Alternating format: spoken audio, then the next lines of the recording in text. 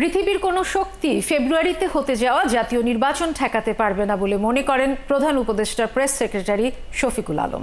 রোববার আইনশৃঙ্খলা পরিস্থিতি নিয়ে উপদেষ্টা পরিষদের বৈঠকের পর তিনি আরও জানান, নিষিদ্ধ আওয়ামী লীগের ঝটিকা মিছিল বেআইনি, এর বিরুদ্ধে কঠোর ব্যবস্থা নেওয়া হবে। আরও জানাচ্ছেন মোহন ইসলাম। সারা দেশে বিভিন্ন ঘটনায় উশৃঙ্খল জনতার কর্মকাণ্ড বা মব ভায়োলেন্স কোনোভাবেই থামছে না। অন্যদিকে নির্বাচনের প্রস্তুতি, এরই মধ্যে আইনশৃঙ্খলা পরিস্থিতি নিয়ে প্রধান উপদেষ্টার নেতৃত্বে উপদেষ্টাদের বৈঠক। এতে আইনশৃঙ্খলা পরিস্থিতি নিয়ে আলোচনা করা হয়।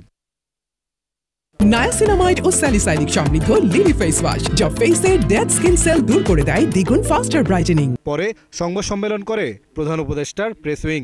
জানানো হয়, সম্প্রতি রাজবাড়ীর নুরুল পাগলার মরদেহ পোড়ানো ও গাড়ি ভাঙচুরের ঘটনায় জড়িত থাকার অভিযোগে স্থানীয় আওয়ামী লীগের 2 কর্মী সহ মোট 7 জনকে গ্রেপ্তার করা হয়েছে। এই 7 জনকে গ্রেপ্তার করা হয়েছে। পুরো ঘটনার ভিডিও ফুটেজ বিশ্লেষণ চলছে এবং পুলিশ জানিয়েছে যে ঘটনার সাথে যাদেরই সংশ্লিষ্টতা পাওয়া যাচ্ছে বা যাদের সংশ্লিষ্টতা তদন্তে আসবে তাদের প্রত্যেককে আইনের আওতায় আনা হবে। এদিকে কার্যক্রম নিষিদ্ধ থাকা আওয়ামী লীগ প্রায় প্রতিদিনই ঝটিকা মিছিল করছে। এ নিয়ে কঠোর পদক্ষেপ নেওয়ার নির্দেশ দেওয়া হয়েছে বলে জানান প্রেস সেক্রেটারি। বৈঠকে সিদ্ধান্ত হয়েছে ঝটিকা মিছিল সহ বেআইনি সমাবেশের বিষয়ে মনিটরিং জোরদার করতে হবে। এর নেপথ্যে যারা সক্রিয় রয়েছেন তাদের বিরুদ্ধে কঠোর আইনি ব্যবস্থা নেওয়া হবে।